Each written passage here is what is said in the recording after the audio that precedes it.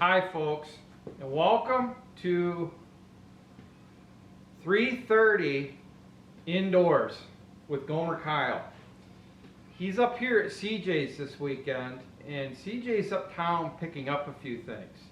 So what I thought I would do is impress onto Gomer some of the finer points of harvesting a buck of whitetail. So throughout this video, I will be sharing tips with you and Kyle on how to harvest a big male buck antlered deer of whitetail. Hey Schickster, come on over here. What's this all about? This is what is called a deer scrape. Why do they call it a scrape? Well, what happens is the yearlings and the fawns, when we get into the time of year where it gets cold and the daylight gets shorter, they have to protect themselves from bigger mature bucks.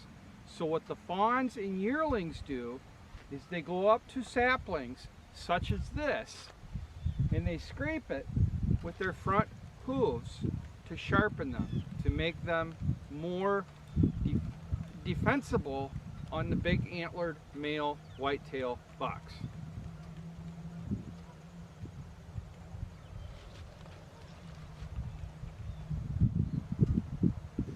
Hey Schickster, what's all this?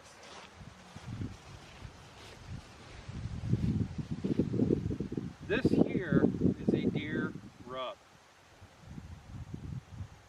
Oh yeah, what's that? Well, what happens is the does, those are the female deer in the whitetail species, opposite of a whitetail buck. In the fall, they will scooch down on the ground, much like a dog, to clean their backside. Because in the fall, they poop a lot more. Hence, rub. Rub completely associated with does. Bucks have nothing to do with it. It's basically cleaning their backside, much like a dog on a carpet.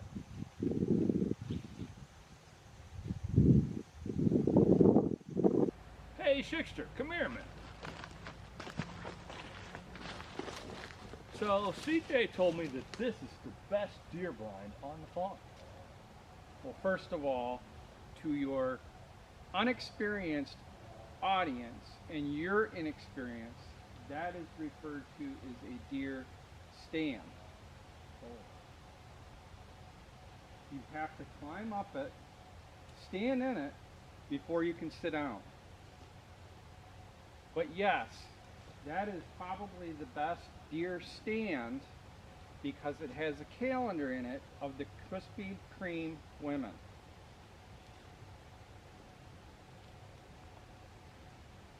Wow. Dude, I'm looking for that Gomer Pyle fella and the Schickster. I hear they're trying to get some little deers and shit. Man, that ain't cool. So, Schickster, isn't this that sorghum that CJ planted? No. This is not sorghum. Anybody can tell that this is soybeans.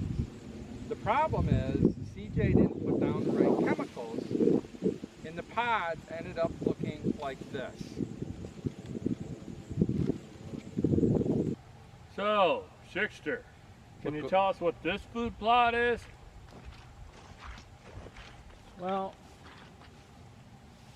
these here are the bulbs of sweet corn. These were planted about 3 months ago. That's what true sweet corn should look like.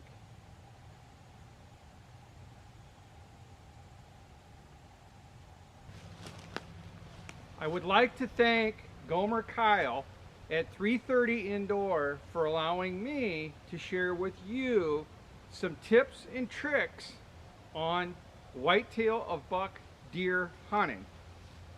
Do you have anything to add, Gomer? Schickster, I feel like I'm a much better deer hunter of the bucks, of the whitetail, now that you have shared your knowledge with me. Now if only I can get CJ to follow my knowledge. Good luck with that.